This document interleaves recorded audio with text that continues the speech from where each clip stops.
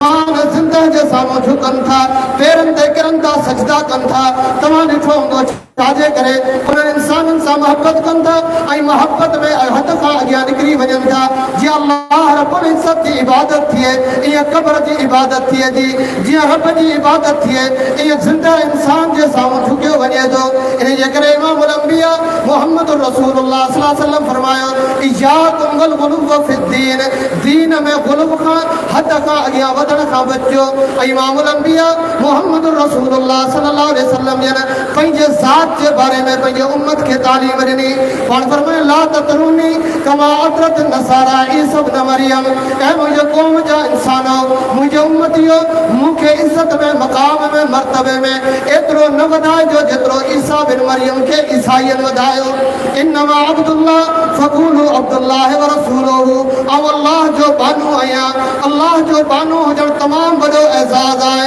यो मोहम्मद रसूलुल्लाह के हासिल आए औ अल्लाह जो बानो आया औ अल्लाह जो रसूल आया मुखे अल्लाह जो बानो चवंदा करो मुखे अल्लाह जो रसूल चवंदा करो मुखे अल्लाह जो बानो ऐं अल्लाह जो रसूल चो पर ये उम्मत मोहब्बत में अची वही मोहब्बत में इन हद तां अॻियां गुज़री विया कुछ दोस्त चवण लगा अल्लाह जो प्यारो पैगंबर अल्लाह जे नूर जो हिस्सो है नूरुन मिन नूरिल्लाह अल्लाह जे नूर जो हिस्सो है यहूदियन ईसाईयन चयो हजरत उज़ैर ऐं हजरत मसीह ईसा अलैहिस्सलातु वस्सलाम अल्लाह जो पुत्र है यानी अल्लाह जो जुज़ हिस्सो है ऐं हिनन चयो त अल्लाह जो पैगंबर अल्लाह जे नूर जो हिस्सो है हालांकि इमाम उल अंबिया मोहम्मद रसूलुल्लाह सल्लल्लाहु अलैहि वसल्लम फरमाइन था औ अल्लाह जो बानो आया मुखे अल्लाह जो बानो चवंदा करियो औ अल्लाह जो रसूल आया मुखे अल्लाह जो रसूल चवंदा करियो औ इंसान आया अंसा तवातन सावना सही मुस्लिम जी रिवायत है औ भुलजी वञा तो मुखे वेसर थी थी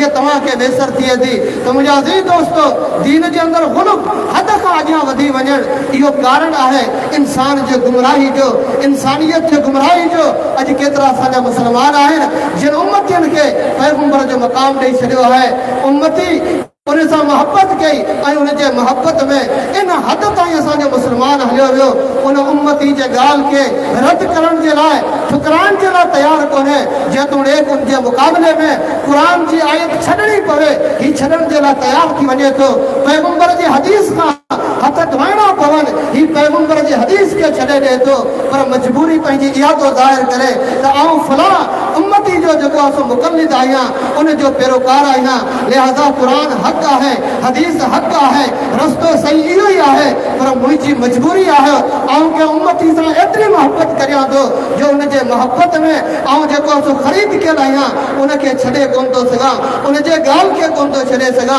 इहो ही कारण असल हजरत नूह अलैहिस्सलातु वस्सलाम जे कौम का गुमराही जो बनियो है ऐं अॼु असांजो मुसलमान जेकॾहिं गुमराह है तो उन जो बुनियादी कारण ऐं बुनियादी सबब इहो ही है रसूलुल्लाह सल्लल्लाहु अलैहि वसल्लम ने फरमायो सही मुस्लिम की रिवायत है कौन फरमायो लानल्लाहुल यहूदा वन नसारा इत्तखज़ू क़ुबूर अंबियाइहिम मसाजिदा प्यारे पैगंबर फरमायो अल्लाह यहूदियन ते लानत करे अल्लाह ईसाईयन ते लानत करे अल्लाह जो रसूल छो ईसाई लानती छाजे करे यहूदियन ते लानत छाजे करे यहूदियन जे केड़े टोले ते ईसाईयन जे केड़न माण्हुनि ते अल्लाह जी लानत हुजे रसूलुल्लाह सल्लल्लाहु अलैहि वसल्लम फरमाइन था इत्तखज़ू क़ुबूर अंबियाइहिम मसाजिदा जिन पंहिंजे नबियन जे कब्रन के सजदा गाह बनायो सजदा कया अल्लाह जी उन्हनि ते लानत हुजे मूंखे ॿुधायो जेकॾहिं यहूदी नबी जे कब्र ते सजदो करे रसूल रहमत सल्लल्लाहु अलैहि वसल्लम जन उन ते लानत मोकिलीन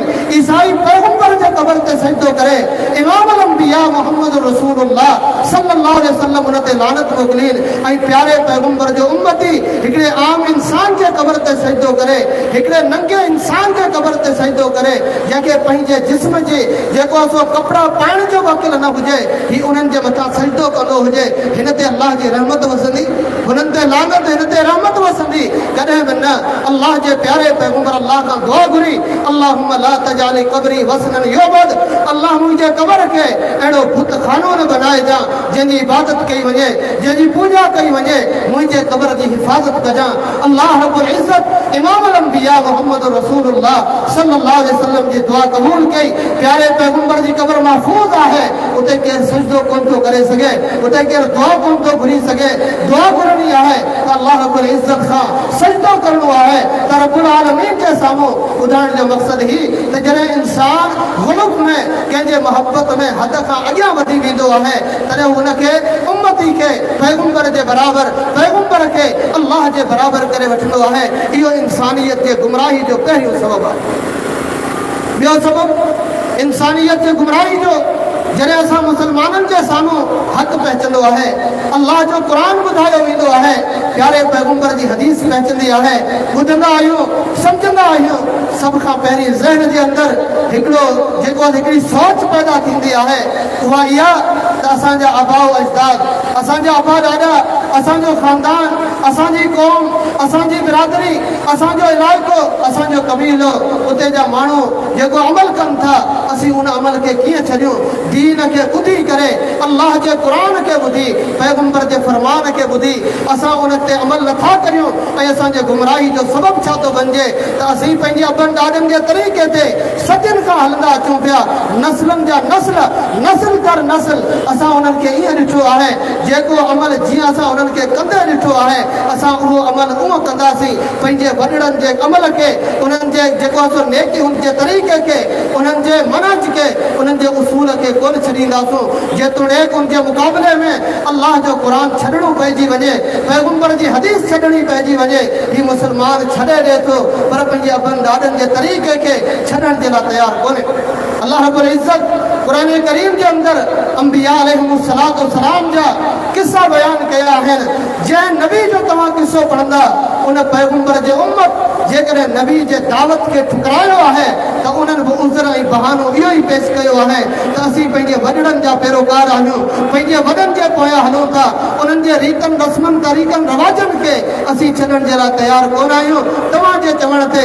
ऐं यादि रखो, इहो हिकु अहिड़ो बुत आहे जेको इंसान जे ज़हन में वेही वञे ऐं पोइ मूं जहिड़ो हिकिड़ो कमु अकिल इंसान इल्मु जेको सो ॻाल्हि सम्झाए, उहा सम्झण त परे जी ॻाल्हि आहे, पर ज़िंदा जीतो जागतो पैगंबर नबी जेको आहे साम्हूं बि ॻाल्हि सम्झाए, क़ौम उन ॻाल्हि खे ठुकराए छॾे थी। छाजे करे? जेकॾहिं पैगंबर तव्हांजे ॻाल्हि ते अमल कंदासूं त पोइ असांखे पंहिंजे वॾनि जो तरीक़ो छॾणो पवे थो, जेको मूं पंहिंजे पीउ खां सिखियो आहे, मुंहिंजे पीउ मुंहिंजे ॾाॾे खां सिखियो आहे, मुंहिंजे पीउ पंहिंजे परॾाॾे खां सिखियो आहे, उन तरीक़े खे छॾण जे लाइ तयारु कोन आहे। अल्लाह ताला क़ुरान करीम में इमाम अल अंबिया मोहम्मद रसूलुल्लाह खे तसल्ली ॾिनी ऐं मुंहिंजा महबूब, जेकॾहिं तव्हांजे दावत खे माण्हू इहो चई ठुकराइनि था त असीं पंहिंजे वॾनि जे तरीक़े ते आहियूं, तव्हां परेशान न थीजो, छाकाणि त तव्हां खां अॻु में जेतिरा नबी आया आहिनि, तव्हां खां अॻु में जेतिरा रसूल आया आहिनि, उन्हनि सभिनी पैगंबर नबीअनि जे दावत खे इहो ई चई रद्द कयो वियो त असीं पंहिंजे वॾनि जे तरीक़े ते आहियूं। फरमाई वकदालिक मा अरसलना मिन क़ब्लिका फी क़रियतिन मिन नज़ीर इल्ला क़ाल मुत्रफूहा इन्ना वजदना आबाअना अला उम्मतिन व इन्ना अला आसारिहिम मुक़तदून। फरमाई मुंहिंजा महबूब मोहम्मद रसूलुल्लाह सल्लल्लाहु अलैहि वसल्लम, तव्हां खां अॻु में जेतिरा बि असां रसूल मोकिलिया, जेतिरा बि डिॼाड़ींदड़ मोकिलिया, जेतिरा जन्नत जूं ख़ुशख़बरियूं ॾियण वारा मोकिलिया, इल्ला क़ाल मुत्रफूहा, क़ौम वारनि उन्हनि खे इहो ई जवाबु ॾिनो, इन्ना वजदना आबाअना अला उम्मतिन व इन्ना अला आसारिहिम मुक़तदून। असां पंहिंजे अबनि ॾाॾनि खे फलाह तरीक़े ते पातो आहे, असीं उन्हनि जी पैरवी कंदासीं, तव्हांजी ॻाल्हि कोन मञींदासूं। हर नबी खे हर क़ौम इहो जवाबु ॾिनो आहे। रब्बुल आलमीन क़ुरान करीम में मुशरिकीन मक्का जो जेको तर्ज़ अमल ज़िक्र कयो, उन्हनि जे गुमराही जो सबबु ज़िक्र कयो, रब्बुल आलमीन इहो ई सबबु ज़िक्र कयो।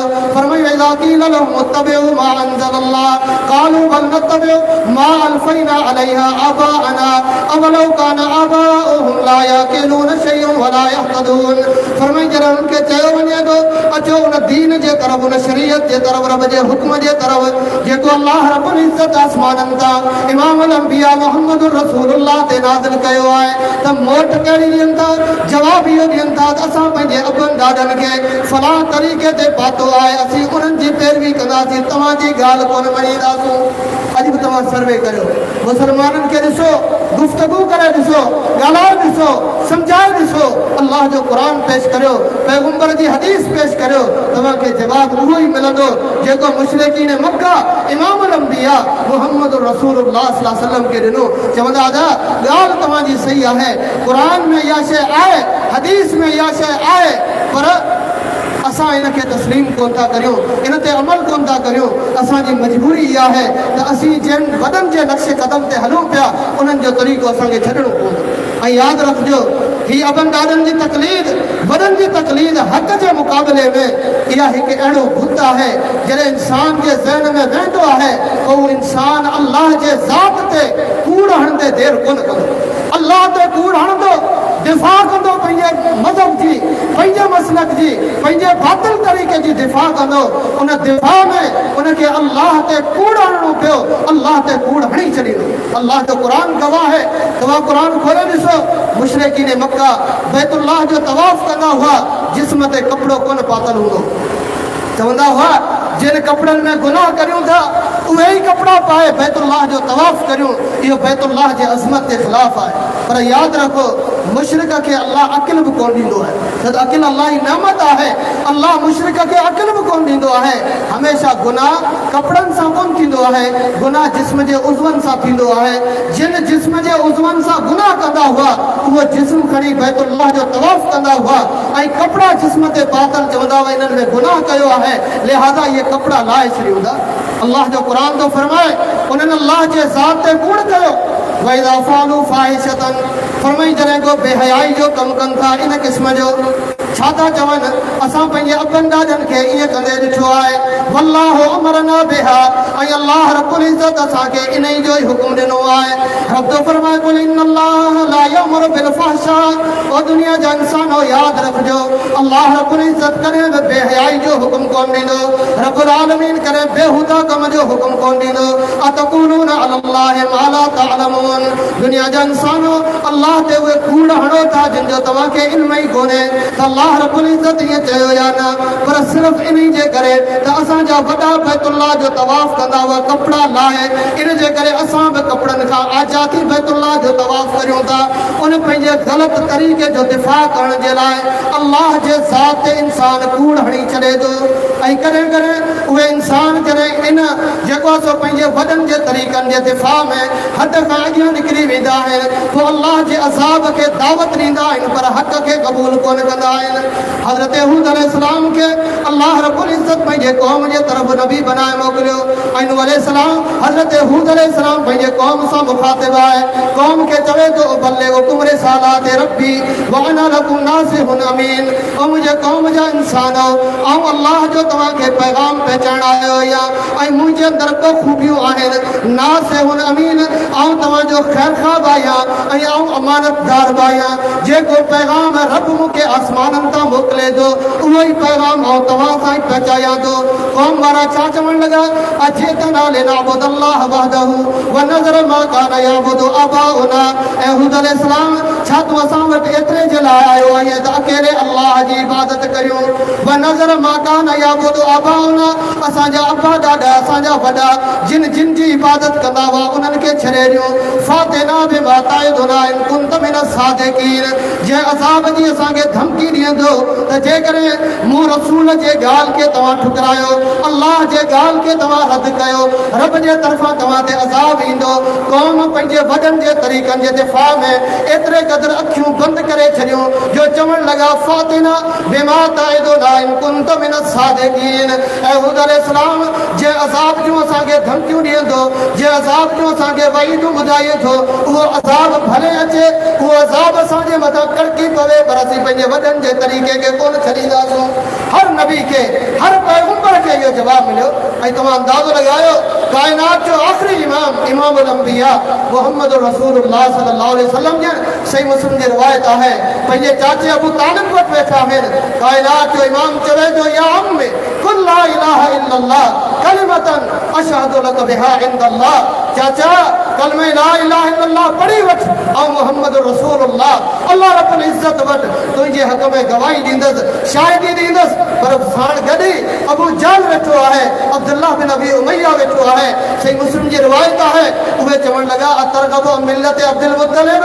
अबू तालिब मरण जे डप खां, मौत जे ख़ौफ़ खां ज़िंदगी जे आख़िरी ॾींहंनि में पंहिंजे जेको सो वॾे अब्दुल मुत्तलिब जो तरीक़ो हिन नबी जे चवण ते छॾे ॾींदे। माण्हू ताना हणंदा, माण्हू मज़ाक़ कंदा, माण्हू चवंदा अब्दुल मुत्तलिब अबू तालिब मौत जे डप खां आख़िर में पैगंबर जे ॻाल्हि खे क़बूल कयो। अबू तालिब दुनिया मां वेंदे वेंदे चवण लॻो अला मिल्लत अब्दुल मुत्तलिब, दुनिया जा इंसानो गवाह रहिजो ऐं अब्दुल मुत्तलिब जे तरीक़े ते वञा पियो, हू पैगंबर जे दावत खे क़बूल कोन्हे कयो। इमाम अलबानी रहमहुल्लाह सिलसिला सहिया में सलमान फारसी रहमहुल्लाह जे रज़ी अल्लाह ताला अन्हु जे इस्लाम जो वाक़ियो ज़िक्र कयो आहे। सलमान फारसी पर फरमाए थो असांजो ताल्लुक मजूसी मज़हब सां हो। मजूसी बाहि जी पूॼा कंदा आहिनि, मजूसी बाहि जी पूॼा कंदा आहिनि। असांजा वॾा बाहि जी पूॼा कंदा हुआ, पर उन बाहि खे ॿारींदो आऊं हुअसि जीअं मस्जिदनि जा मुतवली हूंदा आहिनि, निगरान हूंदा आहिनि, ऐं उन बाहि जो मुतवली हुअसि जंहिं बाहि जी पूॼा असांजी क़ौम कंदी हुई। उन बाहि खे आऊं जेको आहे ॿारींदो हुअसि ऐं कॾहिं मूं उनखे विसामण कोन ॾिनो। हिकिड़ी मुंहिंजे पीउ कंहिं कमकार सां ॿाहिरि मूंखे मोकिलियो, ऐं वियसि ॿाहिरि हिकिड़ी ईसाईअनि जी गिरजा, उन वटां मुंहिंजो गुज़रण थियो। उन्हनि जे इबादत जो तरीक़ो ॾिठुमि, मूंखे ॾाढो सुठो लॻो। असांजे इबादत जे तरीक़े खां असीं बाहि जी पूॼा करियूं था, उहे रब जे साम्हूं झुकनि पिया। ईसाईअनि जो तरीक़ो ॾिठुमि, मूंखे सुठो लॻो। देरि थी वई, राति जो टाइम थियो।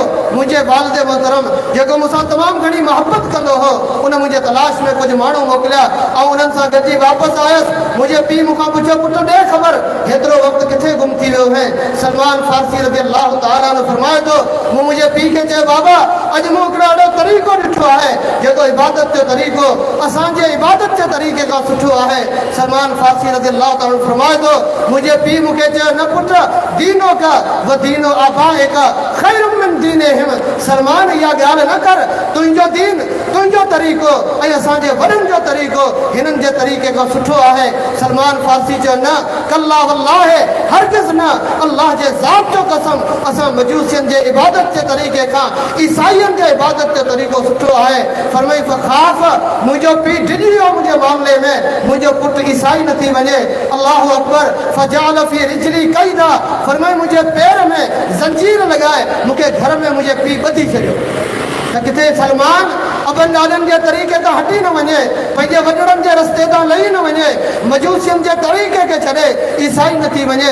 सलमान फारसी फरमाए थो शाम मां जॾहिं ईसाईयुनि जो हिकिड़ो तजारती काफ़िलो आयो, जॾहिं उहे वापसि शाम वञणु लॻा फालकईतुल हदीद मिन रिजली, मुंहिंजे पेर में लॻल ज़ंजीर जेका हुई ईअं सम्झो अबनि ॾाॾनि जे तकलीफ़ जी ज़ंजीर हुई, उनखे मूं टोड़ियो ऐं शाम मां अचण वारो तिजारती काफ़िलो उन्हनि सां गॾु हलियो वियुसि। पोइ हज़रत सलमान जो जेको तफ़सीली वाक़ियो आहे, हिकिड़े राहिब वटि रहियो, ॿिए राहिब वटि रहियो, टे राहिब वटि रहियो, बिलाख़िर मदीने पहुतो, इमाम अल-अंबिया मुहम्मद रसूलुल्लाह ताईं पहुतो, इस्लाम क़बूल कयाई। जेकॾहिं उन ॾींहुं सलमान फारसी ही पंहिंजे वॾनि जे तकलीफ़ जी ज़ंजीर न तोड़े हा त अॼु सलमान जो नालो दुनिया में कोन गूंजे हा। पर तकलीफ़ तहक़ीक़ के सलमान फारसी अॻियां निकिरी पियो ऐं हक़ जी तलाश में जेको सो पंहिंजे इलाइक़े मां निकितो आहे, शाम पहुतो आहे, शाम मां मदीने पहुतो आहे, मुहम्मद रसूलुल्लाह ताईं पहुतो आहे। अल्लाह जे पैगंबर खे जॾहिं सलमान पंहिंजे इस्लाम जी कहाणी ॿुधाई, रसूल रहमत सल्लल्लाहु अलैहि वसल्लम फरमायो लौ कानल ईमान इंद सुरैया, जेकॾहिं ईमान सुरैया सितारे वटि हुजे हा त इहो जेको आहे फारिस जो हिकिड़ो नौजवान ईमान खे उते बि हासिल करे हा। हेॾी सलमान महिनत कई आहे। ॿुधाइण जो मक़सदु हीउ आहे त सलमान जो पीउ चवे थो पंहिंजे अबनि ॾाॾनि जो तरीक़ो न छॾिजां। सलमान चवे थो न हक़ जे करे अची वियो मुंहिंजे अबनि ॾाॾनि जे तरीक़े जे ख़िलाफ़ु ऐं उनखे क़बूल कंदुसि। इहो सहाबा जो मनहज। मुंहिंजा दोस्तो ये समझो अॼु मुंहिंजी तकरीर जेका है मूंखां बाद में अचण वारा उलमा जेका कुरान ऐं हदीस जी रोशनी में तव्हांखे मुख़्तलिफ़ अहकामात मसाइल ऐं इंतिहाई आम उनवाननि ते ख़िताब कंदा उन्हनि जे तकरीरनि उन्हनि जे ख़िताबात जी तमहीद जेका है उहा मुंहिंजी तकरीर आहे। पंहिंजे ज़हन खे साफ़ करियो। जेकॾहिं पंहिंजे ज़हन ते तकलीफ़ जा इहे पर्दा चढ़ियल हूंदा इंसान हक़ करे क़बूल करे कोन सघंदो। हक़ क़बूल करण जी तौफ़ीक़ कोन मिलंदी। अल्लाह जे रसूलनि जी दावत इहो चई ठुकराए वियो जेकॾहिं इहा सोच कलमो पढ़ण खां पोइ तव्हां असां मुस्लमाननि जी आहे यादि रखो हक़ जी तौफ़ीक़ कोन मिलंदी। हक़ क़बूल करण जी तौफ़ीक़ कोन मिलंदी। ॿियो सबबु गुमराही जो जॾहिं हक़ मुस्लमान जे साम्हूं अची वञे थो फौरन ही चवे थो साईं ॻाल्हि त बिल्कुलु सही आहे पर हेॾा सारा माण्हू ही हेॾी सारी दुनिया हिन तरफ़ वञे पई हुननि जो तरीक़ो ही आहे दुनिया जी घणाई माण्हुनि जी मेजॉरिटी अक्सरियत जेका आहे उन्हनि जो ही तरीक़ो आहे। ही जेका ॻाल्हि तव्हां करियो पिया इहा ॻाल्हि करण वारा के थोरा माण्हू आहिनि चंद आङुरियुनि ते ॻण जेतिरा माण्हू आहिनि। हेॾी सारी दुनिया हिकु तरफ़ आहे उन्हनि खे छॾे हिन थोरनि माण्हुनि जे ॻाल्हि खे केरु क़बूल कंदो। मुंहिंजा दोस्तो हक़ जो मयार घणाई कोन्हे हक़ जो मयार थोरणाई कोन्हे किल्लत अक्सरियत जेको आहे सो हक़ जो मयार कोन्हे। हक़ तव्हांखे शुरू में ॿुधायो अल्लाह जे तरफ़ां आसमान मां नाज़िल थियण वारी शरीयत जो नालो आहे पोइ भले उन ते अमल करण वारो हिकु इंसान हुजे उहो हक़ ते आहे।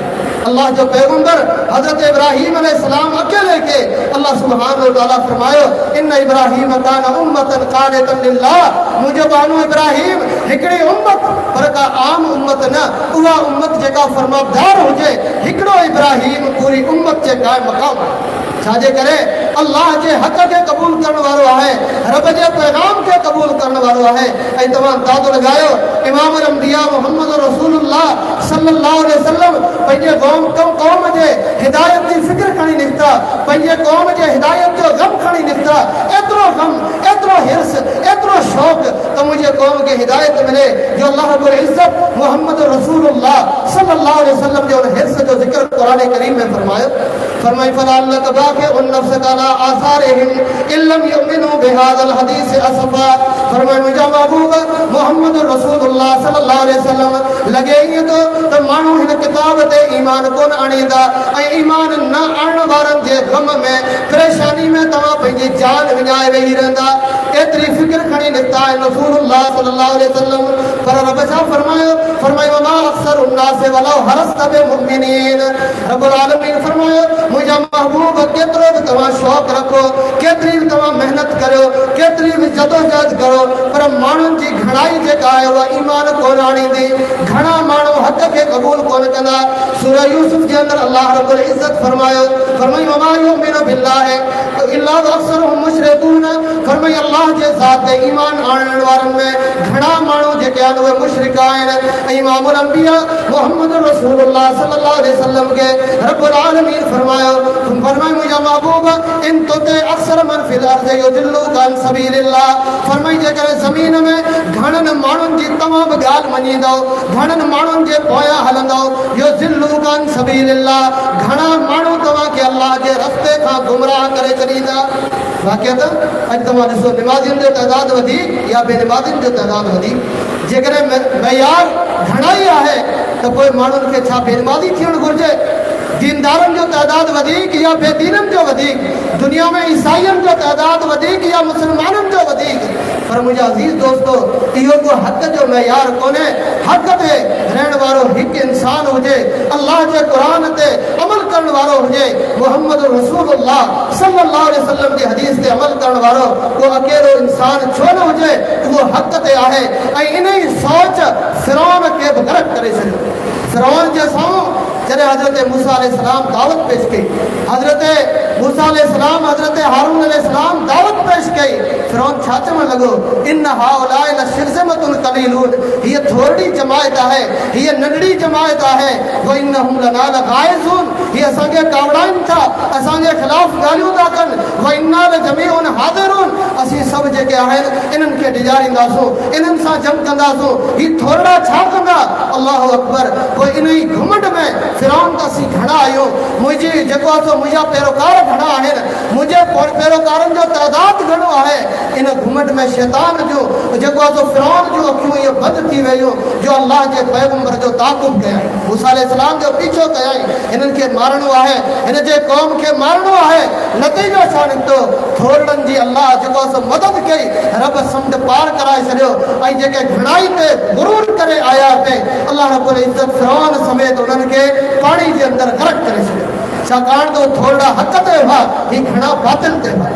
त हक़ जे मयार इमामुल अंबिया मुहम्मद रसूलुल्लाह सल्लल्लाहु अलैहि वसल्लम आहिनि। मुहम्मदुन फर्क़ुन बैनन नास, अल्लाह जो प्यारो पैगंबर माण्हुनि जे तरफ़ विच में हक़ जो मयार आहे। जेकॾहिं केरु चेक करणु चाहे थो, परखणु चाहे थो, ॾिसणु चाहे थो त आउं हक़ ते आहियां या न आहियां, इमामुल अंबिया जे तर्ज़ अमल खे ॾिसे, पैगंबर जे तरीक़े खे ॾिसे, रसूलुल्लाह सल्लल्लाहु अलैहि वसल्लम जे अक़ीदे खे ॾिसे, अल्लाह जे पैगंबर जे अमल खे ॾिसे। फमा वाफ़क़हु फहुवल हक़ वमा ख़ालफ़हु फहुवल बातिल। जेका ॻाल्हि रसूलुल्लाह जे कौल जे मुताबिक़ हूंदी उहा हक़ आहे, जेका पैगंबर जे तरीक़े जे ख़िलाफ़ हूंदी उहा बातिल आहे। त इहा अक्सरियत जी सोच इहा इंसान खे गुमराह कंदी आहे। इंसान हक़ खे ठुकराए छॾींदो आहे। अदा ॻाल्हि तव्हांजी सही, तव्हां क़ुरान पेश कयो, तव्हां हदीस मुबारक पेश कई, पर माण्हू हेॾा सारा अमल कनि पिया जेको आहे सो हेॾी सारी दुनिया जी घणाई हिकु तरफ़ आहे। असां उन्हनि खे छॾे इन तरीक़े खे इख़्तियार कीअं करियूं? नतीजतन इंसान अल्लाह जे पैगाम खे, रसूलनि जे पैगाम खे ठुकराए छॾींदो आहे ऐं घणाई जे पोयां वञी गुमराह थींदो आहे। घणाई जे पोयां वञी गुमराही थींदो आहे, गुमराह थी वेंदो आहे। तंहिंजे करे मुंहिंजे अज़ीज़ दोस्तो, इहे गुमराही जा असबाब आहिनि। दीन जे अंदरि गुलुफ़, वॾनि जी तकलीद ऐं जेको आहे सो घणाई जे पोयां हलणु, ऐं ॿियो वॾो सबबु जेको आहे कारण माण्हू चवंदा आहिनि दादा जेकॾहिं इन ई पैगंबर जे हदीस ते अमल करियां, इन सुन्नत जे तरीक़े ते अमल करियां, माण्हू छा चवंदा? माण्हू छा चवंदा? पोइ माण्हुनि खे राज़ी करण जे लाइ हलियो वेंदो आहे। अल्लाहु अकबर। न माण्हू राज़ी थींदा आहिनि, न उन खां रब राज़ी थींदो आहे। दुनिया में तव्हां कंहिंखे ख़ुशि कंदा? जेकॾहिं बेदीन तबिके खे ख़ुशि कंदो, दीनदार नाराज़ थींदा। जेकॾहिं दीनदारनि खे ख़ुशि कंदो, बेदीन नाराज़ थींदा। कंहिंखे ख़ुशि करे सघो था? इन जे करे हज़रत मुआविया रज़ी अल्लाह तआला अन्हु अम्मा आयशा सिद्दीक़ा रज़ी अल्लाह तआला अन्हा खे ख़त लिखियो हो त मां आयशा मूंखे वसीयत करियो, पर वसीयत थोरी हुजे, वसीयत मुख़्तसर हुजे। अम्मा आयशा सिद्दीक़ा रज़ी अल्लाह तआला अन्हा जे वसीयत खे फरमायाई मल तबसा रिज़ल्लाह बेसफ़त नास। जंहिं माण्हू अल्लाह जी रज़ामंदी तलाश कई ऐं अगरचे उन जे नतीजे में माण्हुनि खे नाराज़ करणो पियो, कफ़ाहुल्लाहु मऊनत नास। माण्हुनि जे तकलीफ़नि खां अल्लाह पंहिंजे उन बाने खे बचाईंदो। बाक़ी जंहिं अल्लाह खे नाराज़ करे माण्हुनि जी रज़ामंदी तलाश कई, उन खां माण्हू बि नाराज़ थी वेंदा, उन खां अल्लाह बि नाराज़ थी वेंदो, उनखे कुझु बि कोन मिलंदो। तंहिंजे करे मुंहिंजा दोस्तो, हक़ जो मयार अल्लाह जो क़ुर आहे, पैगंबर जी हदीस आहे, कंहिंजी बि ॻाल्हि कोन्हे। जेकॾहिं क़ुर हदीस जे ख़िलाफ़ पंहिंजे पीउ जी ॻाल्हि अची वञे, उनखे रद्द कबो। छाकाणि त अल्लाह जी हैसियत पंहिंजे पीउ खां वधीक आहे, पैगंबर जी हैसियत पंहिंजे पीउ खां वधीक आहे। उन जे करे पैगंबर ऐं अल्लाह रब्बुल इज़्ज़त जे ॻाल्हि खे तरजीह ॾिबी, पंहिंजे पीउ जी ॻाल्हि हूंदी उनखे बि रद्द कबो। जेकॾहिं न त नतीजो ख़राबु निकिरंदो। आख़िरी हदीस ॿुधाए पंहिंजी ॻाल्हि ख़तमु करियां। इमाम बुखारी रहमतुल्लाह अलैह सही बुखारी में हदीस ज़िक्र कई आहे। हज़रत सईद बिन मुसय्यब फरमाइनि था त मुंहिंजो ॾाॾो अल्लाह जे प्यारे पैगंबर वटि वियो। रसूलुल्लाह सल्लल्लाहु अलैहि वसल्लम जिन पुछियो मां इस्मो का, ॿिए ख़बर तुंहिंजो नालो छा आहे? चई मुंहिंजे ॾाॾे चयो मुंहिंजो नालो आहे हज़नुन। हज़नुन, हज़न जी माना छा आहे? परेशानी। हज़न जी माना दुख, हज़न जी माना तकलीफ़, परेशानी ऐं ग़म। रसूलुल्लाह सल्लल्लाहु अलैहि वसल्लम फरमायो बल अंत सहलन। अल्लाह जा बाना तुंहिंजो नालो ऐं मुहम्मद रसूलुल्लाह सहल रखां थो। सहल जी माना नरमी, सहल जी माना आसानी। अल्लाह जे पैगंबर जे हदीस में मालूम त नाला सुठा रखणु घुरिजनि। जिन नालनि जो माना मफ़हूम सुठो हुजे, उन्हनि नालनि जो इंतिखाब पंहिंजे लाइ, पंहिंजे औलाद जे लाइ करणु घुरिजे। सईद बिन मुसय्यब फरमाए त मुंहिंजे ॾाॾे अल्लाह जे पैगंबर खे चयो मां अना बिमुग़य्यरिन इस्मन सम्मानी अबी। अल्लाह जे रसूल, मुंहिंजे पीउ जेको मुंहिंजो नालो रखियो आहे ऐं मां मुझे पी जो रखियल नालो बदलाईंदुसि कोन। तव्हांजे चवण ते मुझे पी जो रखियल नालो कोन बदलाईंदुसि। अल्लाहु अकबर। नतीजो छा निकितो? सईद बिन मुसय्यब फरमाइनि था फमा ज़ालत तिलकल हुज़ूनतु बादो, उन वक़्त खां असांजे ख़ानदान मां परेशानी ऐं ग़म ख़त्म ई कोन थो थिए। छो त अल्लाह जे पैगंबर जे ॻाल्हि खे मुंहिंजे ॾाढे ठुकरायो हो। नतीजो छा निकितो आहे? अल्लाह जे रसूल फरमायो नालो अहिड़ो न रख जंहिंजी माना ग़म ऐं परेशानी हुजे, पर मुंहिंजे पीउ इन जे करे असांजे ॾाॾे अल्लाह जे रसूल जी ॻाल्हि कोन मञी, त हुन सोचियो जेकॾहिं रसूल जी ॻाल्हि मञियो थो त मुंहिंजे पीउ जी ॻाल्हि रद्द करणी पवंदी, छो त इहो नालो मुंहिंजे पीउ रखियो आहे। तंहिंजे करे पीउ जे ॻाल्हि खे इज़त ॾियां थो, उनजो एतिराम करियां थो, पैगंबर जे रखियल नाले खे जेको सो कोन थो क़बूल करियां। नतीजो छा निकितो? ख़ानदान में नस्ल दर नस्ल परेशानी ऐं ग़म ईंदो रहियो। अॼु असां मुस्लमाननि जे परेशानियुनि जो कारण, ग़मनि जो कारण, तकलीफ़ुनि जो कारण बुनियादी सबब इहो आहे त असां अल्लाह जे प्यारे पैगंबर इमामुल अंबिया मुहम्मद रसूलुल्लाह सल्लल्लाहु अलैहि वसल्लम जे फरमाननि खे ठुकरायूं था, रद्द करियूं था। कॾहिं उन जे मुक़ाबले में घणाई खे आणे, कॾहिं अबन दादनि खे आणे, कॾहिं उन जे मुक़ाबले में जेको त शख़्सियतनि जी मोहब्बत खे आणे, रसूलुल्लाह सल्लल्लाहु अलैहि वसल्लम जे दीन खे ठुकरायूं था।